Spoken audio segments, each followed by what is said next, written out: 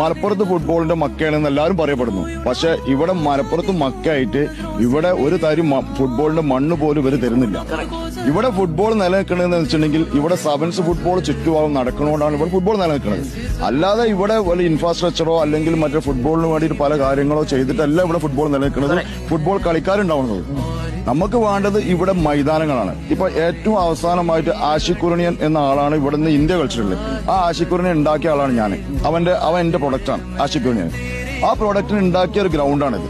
ഈ ഗ്രൗണ്ട് ഇന്ന് ഇവിടുന്ന് നമുക്ക് കിട്ടണമെന്നുണ്ടെങ്കിൽ 3300 രൂപയും ടാക്സും അങ്ങനെ എന്തോ കൊടുക്കണം. ഒരു മണിക്കൂർ നേരത്തിന്. ഒരു മണിക്കൂറിന് അതാണ് എനിക്ക് പറയാനുള്ളത്. ഇത് അടച്ചിട്ടിട്ട് ഒരു കാര്യമില്ല. ഇത് സ്പോർട്സ് കൗൺസിൽ. അപ്പൊ സ്പോർട്സ് കൗൺസിൽ എന്താ ഇങ്ങനെ? അതായത് അവർക്ക് കിട്ടുന്ന വരുമാനമാണ് അവർ കളിയില്ല. പരിശീലനത്തിന് ഫ്രീ ആയിട്ട് കൊടുക്കില്ലേ? ഇല്ല, ഒരിക്കലും കൊടുക്കാൻ കൊടുക്കൂല എന്നുള്ള അവരുടെ ധാരണ. അതെന്താ അവരങ്ങനെ തീരുമാനം? അത് അവരുടെ തന്നെ ചോദിക്കണം.